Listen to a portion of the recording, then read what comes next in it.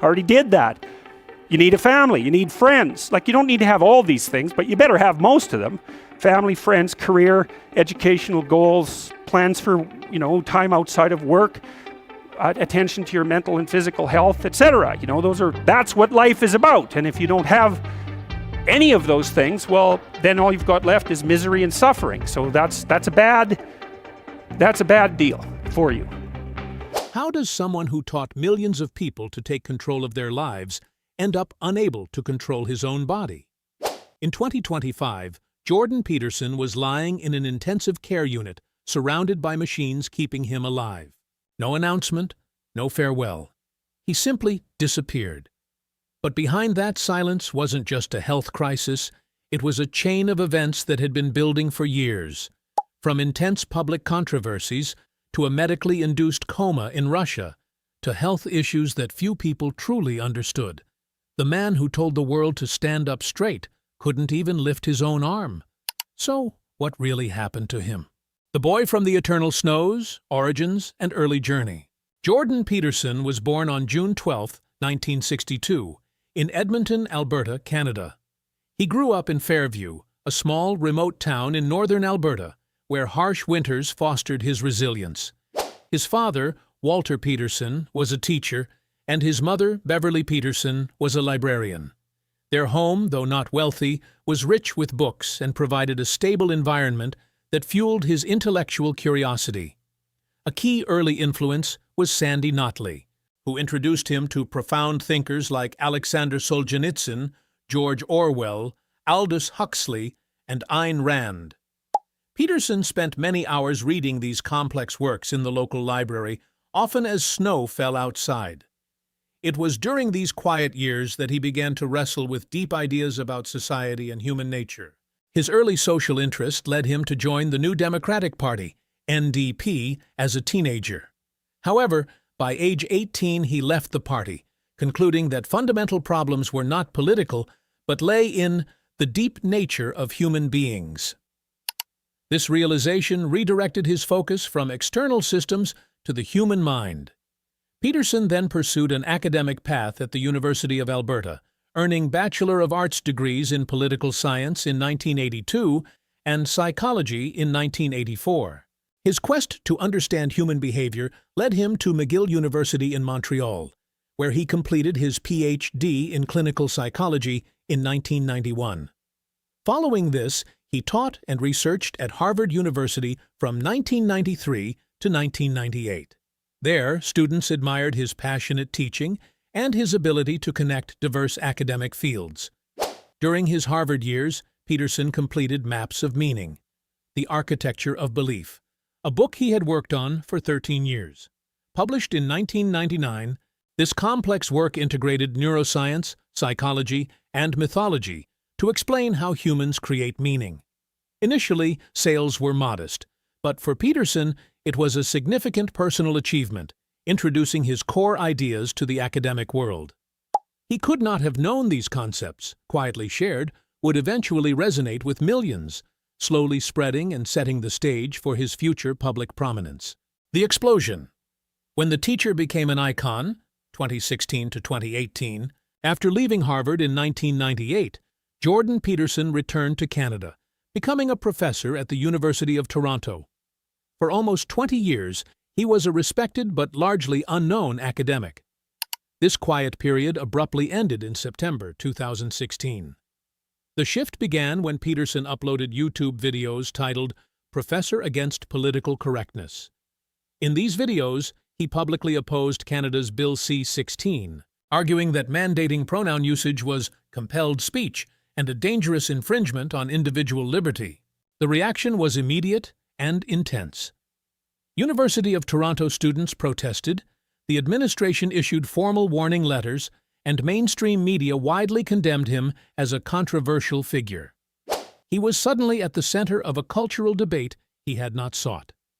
Despite this institutional backlash, his videos quickly went viral. Hundreds of thousands watched them worldwide, many finding a powerful voice in Peterson against what they perceived as excessive political correctness. His Patreon income surged from approximately $1,000 to over $50,000 monthly, granting him financial independence to speak freely. This rising public attention led to his next major breakthrough. In January 2018, Peterson published 12 Rules for Life, an antidote to chaos. Unlike his earlier academic work, this book was accessible and practical, offering 12 guiding principles for life, such as stand up straight with your shoulders back and set your house in perfect order before you criticize the world. The book became a global bestseller, selling over 10 million copies and topping charts worldwide. Peterson then launched an extensive international speaking tour, addressing sold-out crowds. High-profile interviews, including his viral exchange with Cathy Newman on the UK's Channel 4, garnered tens of millions of views, cementing his status as a leading Western public intellectual. Peterson did not seek this fame. It arrived with astonishing speed. However, this intense public pressure and relentless schedule began to take a significant toll on his physical and mental well-being, quietly eroding his health and setting the stage for future challenges. First collapse, When Medication and Body Betrayed, 2019 to 2020. From 2016 to 2018, Jordan Peterson's immense public demands intensified his long-standing battles with an autoimmune disorder and chronic depression. He managed these conditions with an extremely restrictive lion diet, beef, salt, and water, which offered initial relief but ultimately left his body in a profoundly fragile state. A deep personal crisis then struck. His wife, Tammy, received a terminal diagnosis of Bellini duct carcinoma, a rare and aggressive kidney cancer, with doctors predicting only months to live. This devastating news plunged Peterson into profound distress and overwhelming anxiety. To cope, his doctor prescribed clonazepam, a benzodiazepine. While effective at first, prolonged stress led to a severe physical dependency. Attempts to reduce the dosage resulted in excruciating withdrawal symptoms, most notably akathisia, an unbearable internal restlessness, and an uncontrollable urge to move. By 2019, Peterson's situation became unmanageable. Failed withdrawal attempts in North America only worsened his dangerous symptoms. In desperation, his family sought alternative treatments, leading Michaela to find a specialized clinic in Moscow, Russia. In late 2019, Peterson traveled to Moscow. There, doctors determined the safest method for withdrawal was a medically induced coma. For 8 days, he lay unconscious in an intensive care unit, ICU, during which he tragically developed double pneumonia. He then required another 4 weeks of intensive recovery in the ICU. This grueling ordeal severely compromised his body, causing significant loss of motor skills and severe nerve damage in his legs, rendering him unable to walk unassisted. The man who had debated complex ideas across the globe could not take a single step on his own, becoming entirely reliant on his family for basic mobility and care. His public reappearance in June 2020 on Michaela's podcast shocked many viewers. He appeared gaunt, frail, and spoke with a weak, slow, trembling voice, a stark contrast to his usual assertive and confident tone. In the interview, he candidly described his near-death experience, articulating a profound and undeniable understanding of death's stark reality. This health crisis was not an abstract concept. It was a brutal physical reality that had nearly claimed his life, leaving his body and nervous system deeply and permanently scarred. Recovery and New Beginnings, 2020 to 2024. A breath between storms. Following his arduous medical ordeal in Russia, Jordan Peterson embarked on a slow and challenging journey of recovery, learning to walk again while contending with lingering neurological damage. Amidst his personal health struggles, a remarkable and unexpected event brought immense relief. His wife, Tammy, previously given a terminal diagnosis, made a miraculous recovery. After multiple surgeries and treatments, her cancer went into remission, defying all medical predictions and providing a powerful source of hope for the family. Motivated by Tammy's recovery and his own determination, Peterson gradually returned to his professional endeavors. In March 2021, he published Beyond Order, 12 More Rules for Life. This book, written during one of the most chaotic periods of his life, adopted a distinct tone from its predecessor, exploring the perils of excessive order. One of his key insights was that too much order is also a prison, reflecting his personal experience of learning to release rigid control to adapt and heal, despite having taught the world how to overcome chaos. His career also transitioned into a new phase. He formally resigned as a tenured professor from the University of Toronto, citing that the prevailing political correctness within academia made continued teaching untenable. He then sought new platforms, signing a content distribution agreement with the Daily Wire. More significantly, he co-founded Peterson Academy with his family, with his daughter Michaela as CEO. This online educational platform was designed to offer courses in humanities and social sciences, providing an alternative to traditional university education, and by 2024, it featured over 70 courses. The Peterson family also made a significant geographical change, relocating from Toronto, Canada, to Paradise Valley, Arizona.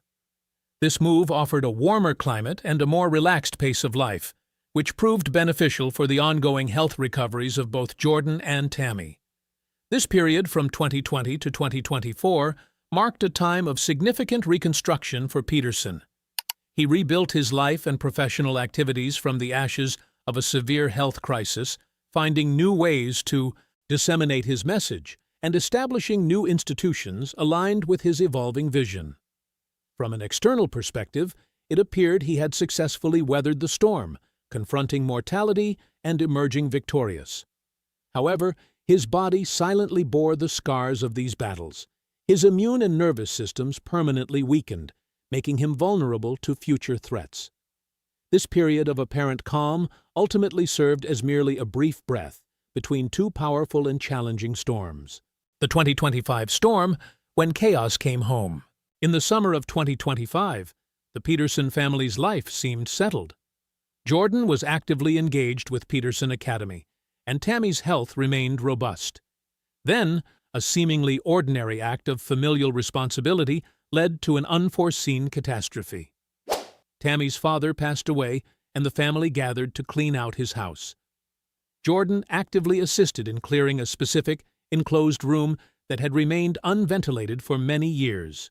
Within that confined space, an insidious and invisible enemy lurked: mold. This particular type of mold possessed no color or odor, circulating unseen in the air. For a healthy individual, brief exposure might have posed no significant threat. However, for Jordan Peterson, whose immune system was already severely compromised by decades of autoimmune struggles, the effects of benzodiazepine withdrawal and previous neurological damage, this exposure proved to be a critical blow. The very monster of chaos that he had warned about throughout his life, the force that can emerge from the most unexpected corners, had quietly and insidiously found its way to him. His compromised immune system reacted violently. He developed chronic inflammatory response syndrome, CIRS, a severe inflammatory condition where the body cannot effectively eliminate specific biotoxins, leading to systemic inflammation. This inflammation rapidly escalated into pneumonia, which then progressed to sepsis, a life-threatening immune response where the body begins to attack its own organs. He was rushed to the hospital and quickly transferred to the intensive care unit, ICU. He remained there for nearly a month, completely unable to communicate or speak, sustained by machines as his body fought a desperate battle for survival. The tragedy did not stop there. On the same day Jordan was hospitalized, another critical crisis unfolded for the family. Michaela's newborn daughter, Jordan's granddaughter, faced a severe cardiac emergency requiring urgent medical attention. In a single, horrifying summer, two generations of the Peterson family found themselves simultaneously fighting for their lives. Michaela later described this period as a spiritual attack, an almost unimaginable test of their family's faith and endurance. Tammy, the woman who had miraculously overcome incurable cancer, once again found herself by a hospital bedside. This time, however, she was not the patient. She sat quietly beside her husband of 35 years, holding his hand, providing a silent anchor of strength as he lay unresponsive, connected to the world only by the constant beeps of medical machinery. Her calm, unwavering presence became a vital source of support for the entire family during this profound crisis. Jordan's condition remained extremely severe. In addition to sepsis, doctors diagnosed him with critical illness polyneuropathy, a condition involving nerve damage common in patients spending extended periods in the ICU. This diagnosis further compounded the neurological issues he had previously experienced from his benzodiazepine withdrawal, making his recovery even more complex and challenging. In total, Jordan Peterson remained hospitalized for 5 months, from August to December 2025. It was a prolonged period of intense pain and extreme uncertainty, where each day presented a new struggle. He ultimately survived, but once again, his body endured an immense and lasting toll. The current silence, early 2026.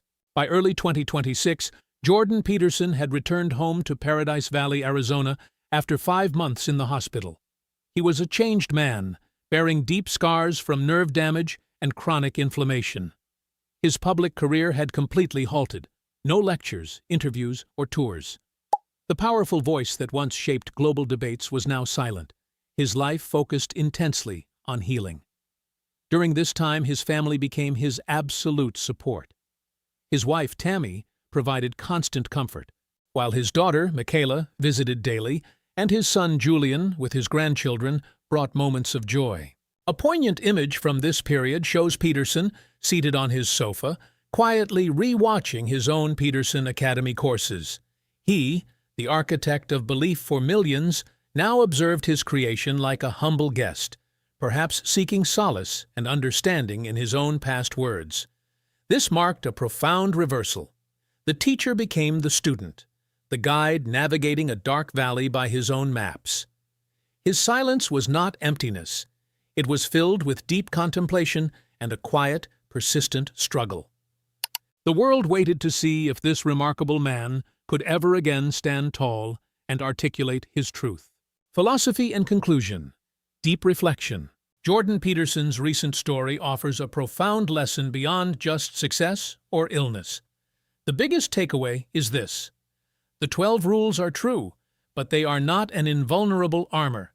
Meaning is not a panacea for all wounds.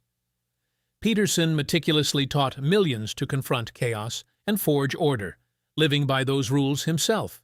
Yet, his life vividly illustrates that even when one does everything right, tragedy can still strike. Mold can hide. The body can fail. You can stand strong, yet be brought down by unforeseen forces. The cost of advocating for truth is profoundly physical. The stress of being a highly controversial public figure silently accumulates, weakening the body's defenses. Peterson's battle of ideas was fought not only on global stages but also, devastatingly, within his own bloodstream. When all rules proved insufficient, when his health collapsed and his voice was stripped away, Peterson faced a fundamental challenge. What happens when you cannot clean your room or speak the truth? His ongoing struggle reveals the answer in simple, profound persistence. When established rules and structures failed to provide a shield, he continued to move forward, even if those movements were the smallest steps in recovery. This, in essence, is the invisible 13th rule embedded in his life. Keep going, even when the rules are not enough. Especially then. Jordan Peterson's journey is far from over. He is writing its quietest, yet perhaps deepest and most human chapter. It teaches that a true hero isn't one who never falls, but one who, after being knocked down, finds a way to get back up and persevere. The most critical battle is often with our own inherent fragility, not just the external world.